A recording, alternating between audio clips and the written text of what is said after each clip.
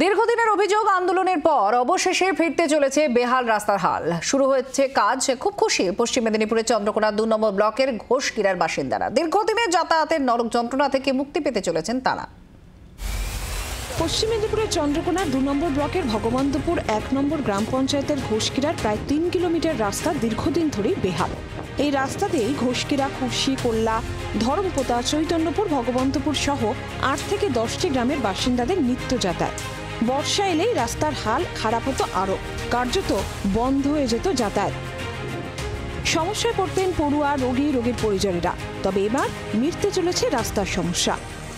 রাস্তা বহুদিন একবারে খারাপ অবস্থায় ছিল, বেহাল অবস্থা, মানে যাতায়াত করা যেত না। বর্ষাকালে এমন অবস্থা ছিল, বর্ষাকালে প্রায় ১ হাঁটু দখে থাকতো, কোনো গাড়ি ফাড়ি পেরাতো নি, মোটরসাইকেল পেরাতো নি। দারুণই হবে, ১০-১২খানা গ্রামের লোকের দারুণই সুবিধা হবে। পঞ্চায়েত যেতে হবে, দুটো অঞ্চলের মানুষ যায় এইটা দিকে, হাসপাতাল, স্কুল, মানে বিরাটই সুবিধা হবে। শিক্ষকতা করছেন, কীরকম দেখে আসা?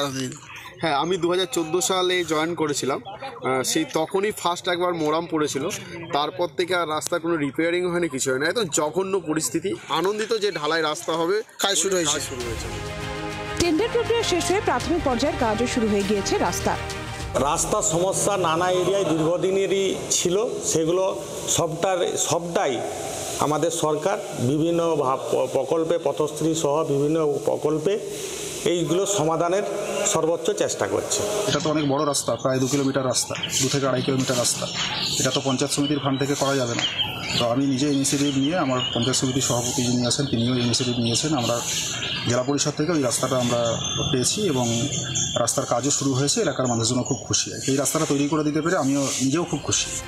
এই রাস্তার হাল ফেরাতে ঘোষকিরা সহ আশেপাশের গ্রামের বাসিন্দারা একজোট হয়ে একাধিক আন্দোলন করেছেন। গত ২০২৪ লোকসভা ভোট, তারও আগে পঞ্চায়েত ভোটের মুখে ঘোষকিরা গ্রামের বাসিন্দারা ভোট বয়কটের ডাক দিয়ে গ্রাম জুড়ে পোস্টারও সাঁটিয়েছিলেন। অবশেষে তাদের দাবি পূরণে খুশি গ্রামবাসীরা। ক্যামেরায় বাবলু সাঁতরার সঙ্গে চম্পক দত্তের রিপোর্ট, জি ২৪ ঘন্টা। বাংলার আওয়াজ, বাঙালির আবেগ, জি ২৪ ঘন্টা।